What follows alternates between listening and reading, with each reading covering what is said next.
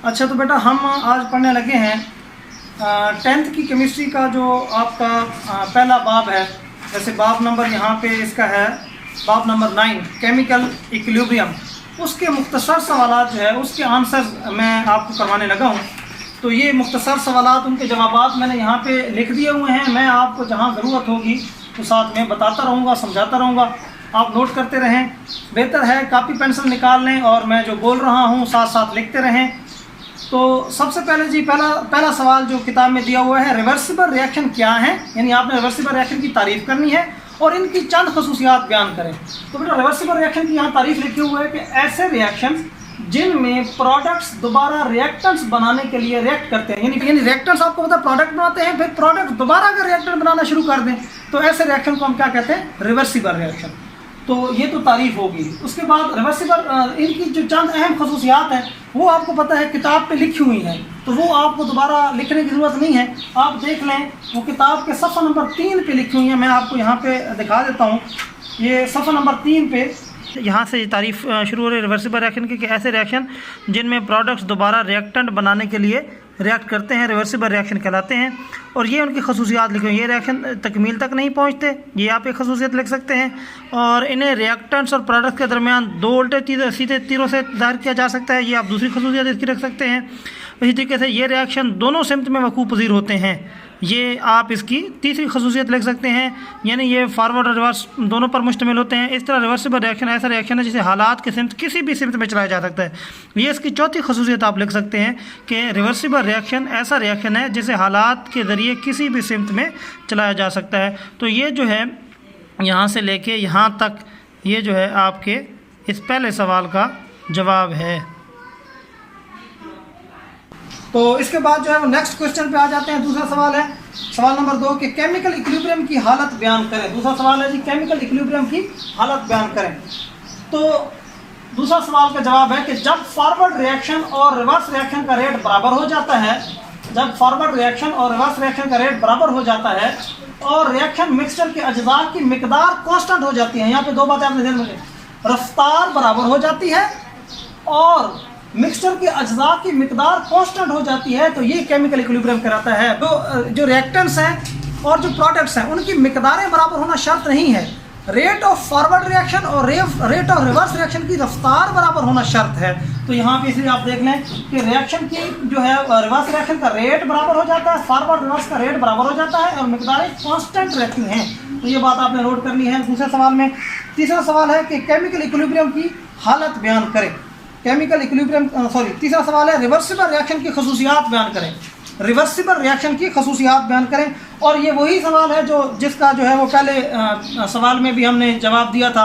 पहला सवाल भी यही था कि इनकी चंद खसूसियात बयान करें, तो उसमें मैं बयान कर चुका हूँ। पहले सवाल के जवाब में जो मैंने आपको खसूसियात बताई हैं, तो तीसरे सवाल के जवाब में भी रिवर्सिबल रिएक्शन की वही खसूसियात आएंगी। उसके बाद जो है अगला सवाल है चौथा सवाल कि डायनामिक इक्विलिब्रियम कैसे कायम होता है। चौथा सवाल जो है डायनामिक इक्विलिब्रियम कैसे कायम होता है। तो बेटा उसका जवाब है कि इब्तदाई मरहले में फॉरवर्ड रिएक्शन का रेट बहुत तेज़ होता है और रिवर्स रिएक्शन का रेट ना होने के बराबर होता है। जब रिएक्शन शुरू करते हैं, आपको पता है रिवर्सिबल रिएक्शन आप शुरू करते हैं तो शुरू में फॉरवर्ड रिएक्शन, क्योंकि शुरू में रिएक्टेंट्स की तादाद बहुत ज़्यादा होती है, तो रिएक्टेंट्स की तादाद बहुत ज़्यादा होने की वजह से तेज़ी से रिएक्शन जो है वो फॉरवर्ड चलता है, तो फॉरवर्ड रिएक्शन का रेट बहुत ज़्यादा होता है। लेकिन प्रोडक्ट क्योंकि ना होने के बराबर होते हैं तो रिवर्स रिएक्शन बहुत स्लो होता है। लेकिन वक्त के साथ साथ जैसे रिएक्टेंट्स कम होते जाते हैं और प्रोडक्ट्स की मिकदार बढ़ती जाती है तो रिवर्स रिएक्शन भी तेज़ होना शुरू होता है। तो एक वक्त आता है कि जब फॉरवर्ड रिएक्शन तेज़ होते होते और रिवर्स रिएक्शन स्लो होते होते आपस में बराबर हो जाते हैं, दोनों की रफ्तार आपस में बराबर हो जाती है। वही बात यहाँ पे लिखी हुई है कि इब्तदाई मरहले में फॉरवर्ड रिएक्शन का रेट बहुत तेज़ होता है, रिवर्स रिएक्शन का रेट ना होने के बराबर होता है, लेकिन आहिस्ता आहिस्ता फॉरवर्ड रिएक्शन का रेट कम होना शुरू हो जाता है जबकि रिवर्स रिएक्शन का रेट बढ़ना शुरू हो जाता है। फॉरवर्ड का कम होना शुरू हो जाता है, रिवर्स का रेट बढ़ना शुरू हो जाता है, आखिरकार दोनों रिएक्शन का रेट बराबर हो जाता है। इस तरह डायनामिक इक्विलिब्रियम कायम हो जाता है। आपको पता है डायनामिक इक्विलिब्रियम ऐसा इक्विलिब्रियम होता है जो चल रहा होता है, यानी फॉरवर्ड भी रिएक्शन चल रहा है, बैकवर्ड भी चल रहा है, लेकिन इक्विलिब्रियम कायम हो चुका है, यानी रिएक्टेंट्स और प्रोडक्ट्स की मिकदार में अब कोई तब्दीली नहीं आ रही। तो ये आपके चौथे सवाल का जवाब था। उसके बाद जी 5वां सवाल है कि इक्विलिब्रियम की हालत में रिएक्शन क्यों नहीं रुकता। इक्विलिब्रियम की हालत में रिएक्शन, तो हमें इस बात का पता है इसलिए नहीं रुकता क्योंकि जब इक्विलिब्रियम कायम हो जाता है तो फॉरवर्ड और रिवर्स रिएक्शन की रफ्तार बराबर हो जाती है। तो फिर वो जो है, क्योंकि रिएक्टेंट्स और प्रोडक्ट की मिकदार तब्दील नहीं हो रही थी, तो फॉरवर्ड और रिवर्स रिएक्शन की रफ्तार भी तब्दील नहीं हो रही होती और वहीं पे मिकदारें जो हैं वो कांस्टेंट हो जाती हैं। तो उसका जवाब कुछ यूँ लिखेंगे हम कि फॉरवर्ड और रिवर्स रिएक्शन एक ही रेट पर, फॉरवर्ड और रिवर्स रिएक्शन एक ही रेट पर लेकिन मुखालिफ सिमत में वाक़ई होते रहते हैं, इसलिए इक्विलिब्रियम की हालत में रिएक्शन नहीं रुकता। यानी फॉरवर्ड और रिवर्स जो है वो मुखालिफ सिमत में होते हैं लेकिन रफ्तार उनकी बराबर रहती है, तो वो लगातार जो है reaction forward reverse equal rate पे चलता रहता है, तो इक्विलिब्रियम जो है वो कायम रहता है और रिएक्शन रुकता नहीं है। उसके बाद है जी छठा सवाल है हमारे पास कि इक्विलिब्रियम किसी भी तरीके से क्यों हासिल किया जा सकता है। यानी आपको पता है कि इक्विलिब्रियम आप रिएक्टेंट से शुरू करके भी हासिल कर सकते हैं, इक्विलिब्रियम आप प्रोडक्ट से भी शुरू करके हासिल कर सकते हैं। तो यही सवाल है कि इक्विलिब्रियम किसी भी तरीके से क्यों हासिल किया जा सकता है। तो उसका जवाब आप ज़रा मुलाहिज़ा फरमाएं कि रिवर्सिबल रिएक्शन में मौजूद रिएक्टेंट्स की ये सलाहियत होती है कि वो प्रोडक्ट्स बना सकते हैं। रिवर्सिबल रिएक्शन वही होता है जिसमें प्रोडक्ट की भी ये सलाहियत होती है कि वो दोबारा रिएक्टेंट बना सकते हैं, प्रोडक्ट की भी ये सलाहियत होती है कि वो दोबारा रिएक्टेंट बना सकते हैं। रिएक्टेंट की तो सलाहियत होती ही है कि वो प्रोडक्ट बना सकते हैं, प्रोडक्ट में भी ये सलाहियत होती है कि वो दोबारा रिएक्टेंट बना सकते हैं। तो रिवर्सिबल रिएक्शन में मौजूद जो रिएक्टेंट्स होते हैं उनकी ये सलाहियत होती है कि वो प्रोडक्ट्स बना सकते हैं, इसी तरह प्रोडक्ट की भी ये सलाहियत होती है कि वो भी दोबारा रिएक्टेंट बना सकते हैं। यानी रिएक्टेंट्स प्रोडक्ट्स में तब्दील हो सकते हैं, प्रोडक्ट्स रिएक्टेंट में तब्दील हो सकते हैं। अब क्योंकि दोनों एक दूसरे में कन्वर्ट होने की सलाहियत रखते हैं तो इसलिए इक्विलिब्रियम की हालत को किसी भी तरह से हासिल किया जा सकता है। मतलब आप प्रोडक्ट से शुरू करेंगे तो क्योंकि उनकी सलाहियत है रिएक्टेंट बनाने की, तो वो भी वापस रिएक्टेंट बना देंगे, रिएक्टेंट से शुरू करेंगे तो वो वैसे ही प्रोडक्ट बना देंगे। तो इसलिए ये दोनों सूरतों में हासिल किया जा सकता है, इसलिए हासिल किया जा सकता है जो रिएक्टेंट्स और प्रोडक्ट से शुरू हो सकता है। यानी आप रिएक्टेंट से भी शुरू करवा सकते हैं और प्रोडक्ट से भी शुरू करवा सकते हैं। आपको समझ आ रही है?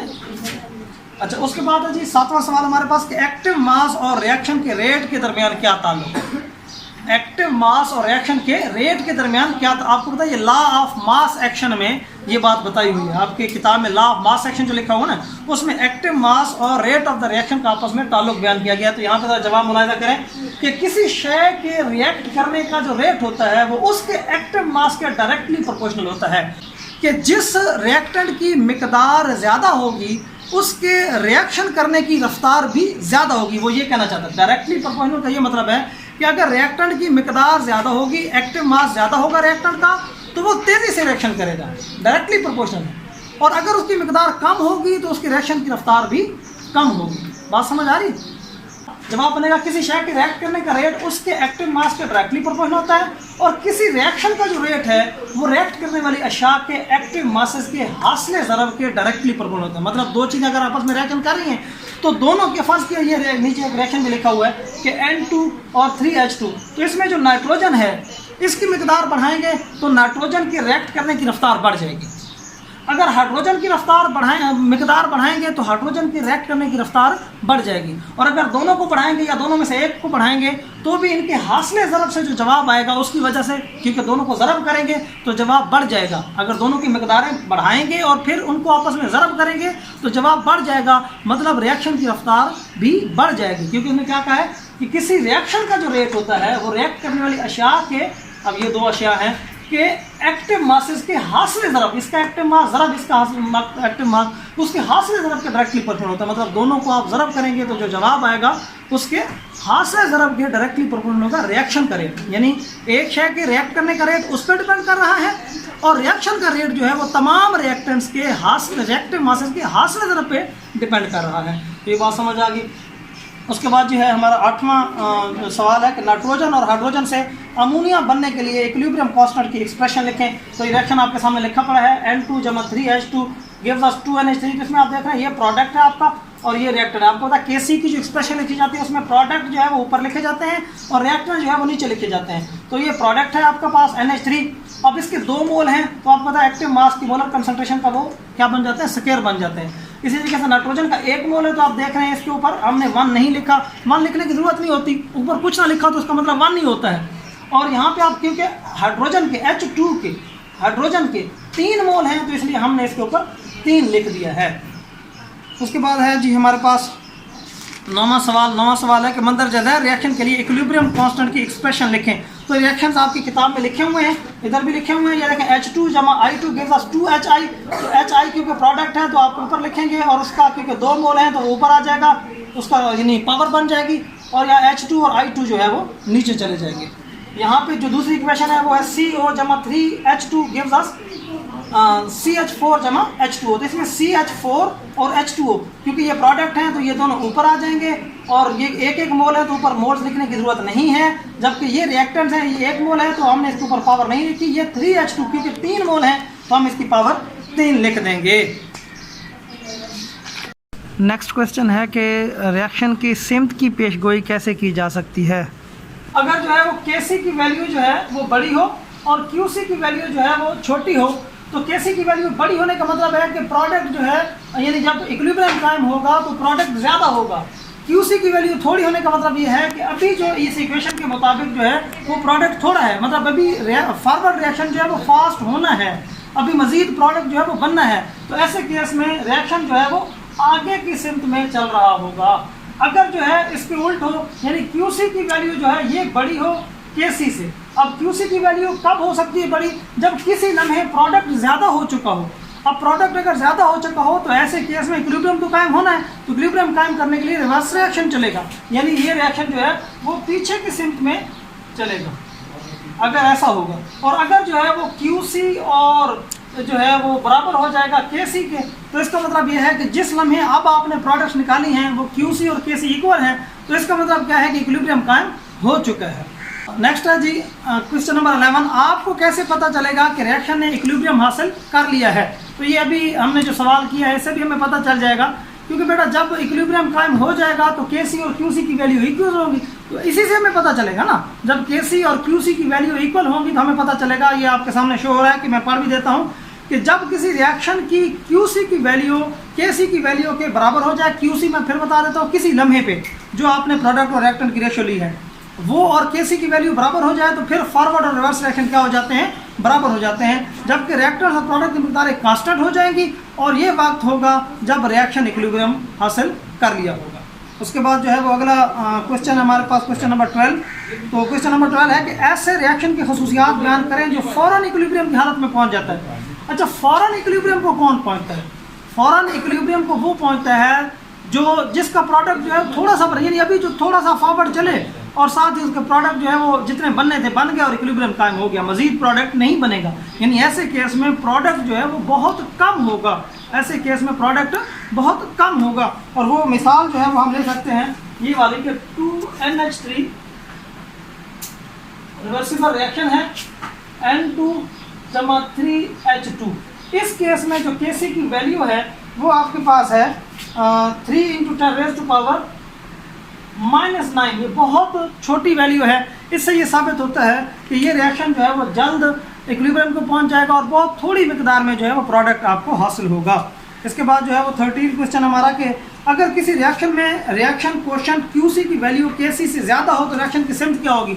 ये बेटा पिछले सवाल नंबर जो 11 है उसमें हम इसका जवाब दे चुके हैं। सवाल नंबर 10 में इसका जवाब हो चुका है। पहले फिर भी बता देता हूँ कि अगर किसी रिएक्शन में रिएक्शन क्वोशेंट Qc की वैल्यू Kc से ज़्यादा होगी तो रिएक्शन दाएं से बाएं जानब यानी पीछे की जानब हो रहा होता है।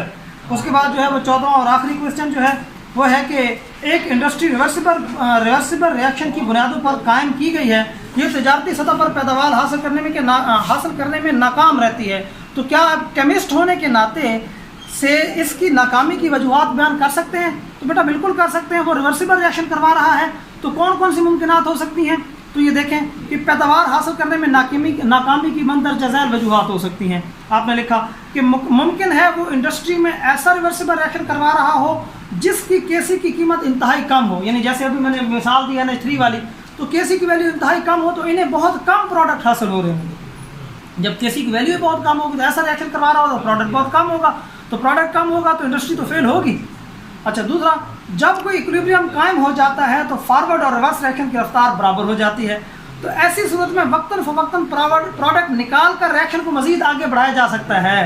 बेटा आपको पता है कि इक्विलिब्रियम जो है, एक कोई भी रिएक्शन अगर रिवर्सिबल रिएक्शन है उसने अपने आप को इक्विलिब्रियम में रखना है, तो हम क्या करेंगे, वक्तन फवक्तन प्रोडक्ट निकालते रहेंगे। जब हम प्रोडक्ट निकालेंगे तो फिर फर्ज किया एक रिएक्शन है जो 40% प्रोडक्ट देता है, तो आपने जैसे ही 100 ग्राम डाला तो वो 40% प्रोडक्ट दे देगा, यानी 40 ग्राम प्रोडक्ट आपको हासिल हो जाएगा।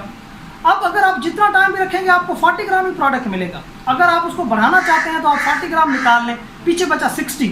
अब 60 में से अब 60 ग्राम टोटल है, उसका जो 40% बनेगा वो फिर प्रोडक्ट में तब्दील हो जाएगा। अगर आप उसमें से निकाल लें तो पीछे बचेगा, उसका 40% जो है वो प्रोडक्ट में तब्दील हो जाएगा, ताकि इक्विलिब्रियम कायम रहे। तो आप जैसे जैसे प्रोडक्ट निकालते जाएंगे इक्विलिब्रियम जो है वो आगे यानी मजीद प्रोडक्ट जो है आपको हासिल होता रहेगा, क्योंकि हर मरतबा रिवर्सिबल रिएक्शन ने अपने आप को इक्विलिब्रियम तक तो पहुंचाना है। तो इस तरीके से जो है ये आपका इसमें 14 क्वेश्चन थे जो मैंने क्लियर करवा दिए हैं। नेक्स्ट जो अगला चैप्टर है उसमें भी इसी तरीके से जो है हम जो भी मशकें होंगी 10वीं की और 9वीं की तमाम जो मशकें जो है वो इसी तरीके से मैं हल करवाऊँगा।